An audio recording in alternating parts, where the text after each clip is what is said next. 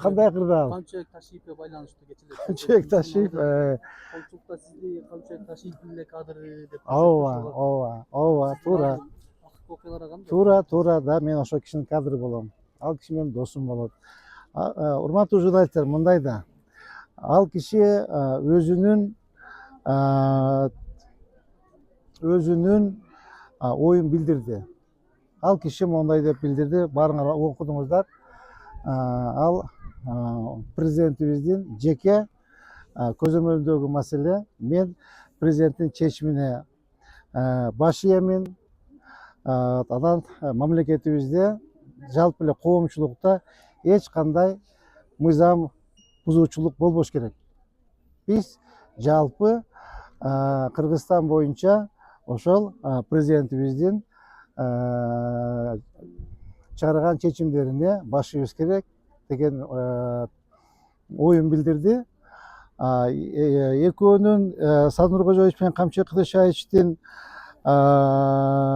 жеке мамилеси боюнча булар ажыралгыс достор. Булар нан тиштешип, кант тиштешип, Куран кармашып, шериктешип дос болушкан. Мен азыр ойлоп атам, мен деле билбейм, урматтуу журналисттер. Мен ойлоп атам, бул азыр мындай эле коомчулукта монтип эметип салдык да. Кудай кааласа эртең Камчыбек Кытышаевич келсе кандай болот? Эми алар өздөрү жеке өздөрү сүйлөшөт. Мен личный оюмду айттым.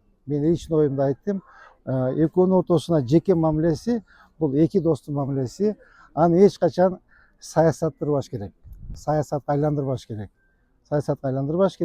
Эми Кудайга шүгүр, заманыбыз эли жутуу заман. Акыркы мынакей урматтуу президентибиз Садыр Кожоевич, урматтуу генералыбыз Кыргыз эл баатыры Камчыбек Кытышаевич бийликке келгенде бир топ өзгөрүүлөр болду. Канча жыл туруп калдык болчу. Эмне деген өзгөрүүлөр болду. Анын баарын моюнга алыш керек. Эми билбейм, өйдө төмөн болуп атат. Ал эми сиздер менен чогуу көрөбүз да кандай болот. Жеке оюмду мен сизге айттым. Сизге дагы жалап болгондор бар да, сизге дагы. Мага Кадрларын тазалап атат дегендей кылып атат. билбейм, пока мага эметип элек.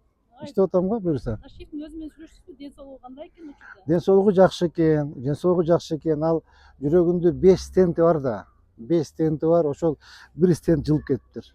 Бир стент ошол как раз президенттен уруксат сурагам дейт. Уруксат сураганмын.